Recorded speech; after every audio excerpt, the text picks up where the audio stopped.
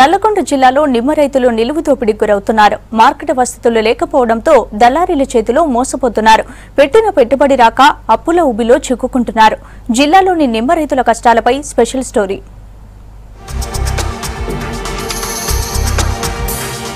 ఉమ్మడి నల్గొండ జిల్లాలో నిమ్మ తోటలు ఎక్కువగా ఉంటాయి. దాదాపు 60,000 ఎకరాలకు పైగా నిమ్మ తోటలు సాగవుతున్నాయి.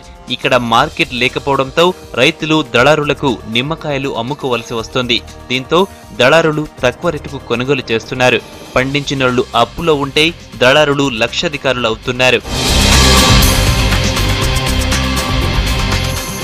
జిల్లాలో ఏటా 2 లక్షల టన్నులకు పైగా నిమ్మకాయలు ఉత్పత్తి అవుతున్నాయని అంచనా.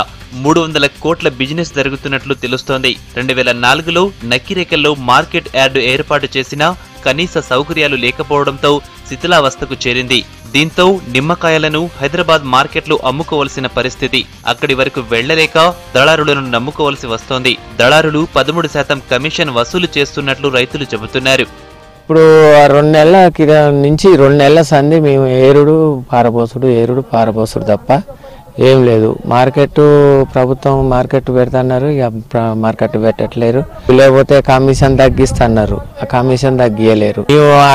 మార్కెట్కు పోతే మమ్మల్ని అక్కడ ఎవరు ఏమీ పరిస్థితులు కూడా చాలా ఘోరంగా ఉన్నాయి. అంతా విపరీతంగా ఇబ్బందులు అవుతున్నాయి. కూలీలు వెళ్ళట్లేవు. కట్టు పెట్టి మమ్మల్ని కొంచెం రైతులు ఆదుకుంటే కొంచెం మేలుగా. ప్రభుత్వాన్ని కోరేది అంతే, కొంచెం నీళ్లు లేక ఇబ్బంది పడుతున్నాం. ఆ మార్కెట్ ఎంపిక లేదు ఇంతవరకు. ఆ దళాల చేతుల్లో ఇబ్బంది అవుతుంది. ఆ పొలాలు వేసుకుంటే గిట్టుబాటు కావట్లేదని రైతులు వేసుకొని తోటలు పెట్టుకోమని చెప్పారు.